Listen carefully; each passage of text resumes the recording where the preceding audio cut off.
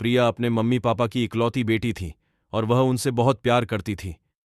तीनों कुछ दिनों पहले ही शहर से वापस अपने गांव लौट कर आए थे।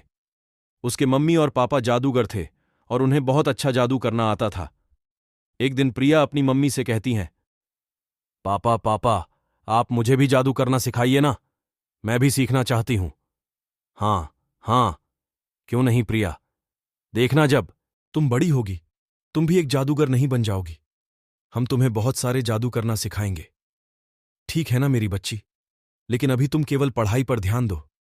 हम ठीक है पापा, जैसा आप कहेंगे मैं वैसा ही करूंगी। ऐसे ही कुछ दिन बीत जाते हैं और सब अच्छे से चल रहा था।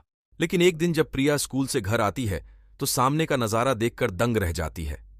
वह देखती है कि घर पर चमेली और राजन की लाश पड़ी हुई थी और वह दोनों मर चुके थे। प्रिया जोर जोर से रोने लगती है और उसे रोता देखकर पड़ोसी भी वहां आ जाते हैं। प्रिया के पड़ोसी उसे संभालने लगते हैं। किसी के पास उसके सवालों का जवाब नहीं था। सब मिलकर उसके मम्मी पापा का अंतिम संस्कार करवा देते हैं। कई साल बीत जाते हैं और प्रिया बड़ी हो जाती है। वह पास के ही एक कॉलेज में पढ़ने जाती थी। एक दिन कॉलेज से लौटते वक्त प्रिया को देर हो जाती है और अंधेरा होने लगता है। वह जल्दी से अपने घर पहुंचती है, पर लाइट ना आने के कारण पूरे घर में अंधेरा था। ओहो, लगता है यहां मोहल्ले में लाइट नहीं आ रही। मेरे घर में कितना अंधेरा हो रहा है, अब तो इंतजार करना पड़ेगा लाइट आने का।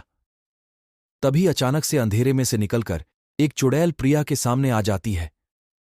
क्या कर रही हो प्रिया, इतने अंधेरे में? हाँ प्रिया, उसे देखकर डर जा। तो तुम चुड़ैलो, तुम मेरे घर में क्या कर रही हो? भाग जाओ, यहां से भाग जाओ। अरे कोई बचाओ, कोई बचाओ, मैं कोई आम चुड़ैल नहीं हूं, मैं एक जादूगरनी चुड़ैल हूं।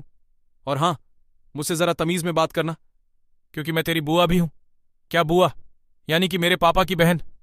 तो तुझे बुआ का मतलब पता है?